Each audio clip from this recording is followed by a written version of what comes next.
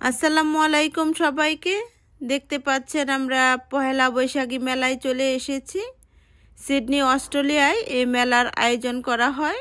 অনেকের মনে প্রশ্ন আসতে পারে, প্রবাসে কেন পহেলা বৈশাখ উদযাপিত হয়?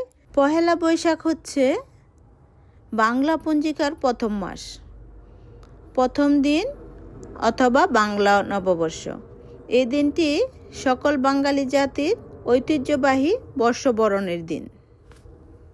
অস্ট্রেলিয়ায় প্রবাসী বাংলাদেশিরা তাদের নিজস্ব সংস্কৃতি, ঐতিহ্য এবং শিকড়ের সাথে সংযুক্ত থাকার জন্য অত্যন্ত উৎসাহ ও উদ্দীপনার সাথে পহেলা বৈশাখ বা বাংলা নববর্ষ উদযাপন করে।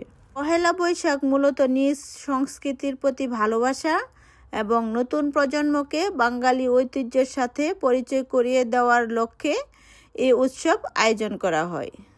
বর্ণ ধর্ম নির্বিশেষে সকল বাঙালি একসঙ্গে মিলিত হয়ে বৈশাখী মেলা, শুভযাত্রা ও সাংস্কৃতিক অনুষ্ঠানের অংশগ্রহণের মাধ্যমে প্রবাসে ঐক্যের বন্ধন দৃঢ় করা হয়।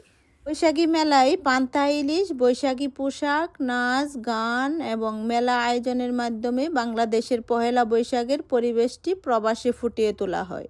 পহেলা বৈশাখীর মেলায় বাংলাদেশিদের পারস্পরিক সামাজিক যোগাযোগ বাড়ানোর বড় সুযোগ করে দেয়। অস্ট্রেলিয়ার বিভিন্ন শহরে, বিশেষ করে সিডনিতে বিভিন্ন স্থানে পহেলা বৈশাখের বিভিন্ন মেলা ও সাংস্কৃতিক অনুষ্ঠানের আয়োজন করা হয়। আসলে পহেলা বৈশাখের মাধ্যমে আমরা কিন্তু সকল বাঙালিরা একসাথে হয়ে অনেক আনন্দ করতে পারি, অনেক কিছু উপভোগ করতে পারি, নাচ গান উপভোগ করতে পারি। আমরা কিন্তু সব ধরনের বাংলাদেশি খাবার, বাংলাদেশি আইটেম খেতে পারি। সব মিলিয়ে কিন্তু প্রবাসে এই সংস্কৃতিটা অনেক সুন্দরভাবে ফুটে ওঠে এবং বিদেশিরাও কিন্তু এনজয় করে থাকে আমাদের পহেলা বৈশাখ উৎসবটি।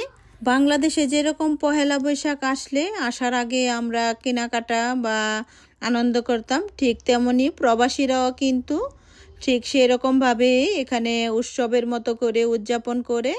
পহেলা বৈশাখের আগে ধুম চলে কেনাকাটার, এবং কে কী পরবে, কে কী কিনবে, কে কী সাজবে, সব মিলে সবাই একটা প্রিপারেশন নেয়। তারপরে পহেলা বৈশাখের মেলা হয়, সবাই একসাথে মিলিত হয়। আসলে এই জিনিসটা যে কত আনন্দের, আর বাংলাদেশকে তখন আরও বেশি ফিল করি আমরা। আই হোপ আমার ভিডিওটি আপনাদের কাছে অনেক বেশি ভালো লেগেছে। ভালো লাগলে লাইক, কমেন্ট এবং শেয়ার করতে ভুলবেন না। সবাই ভালো থাকবেন। আল্লাহ।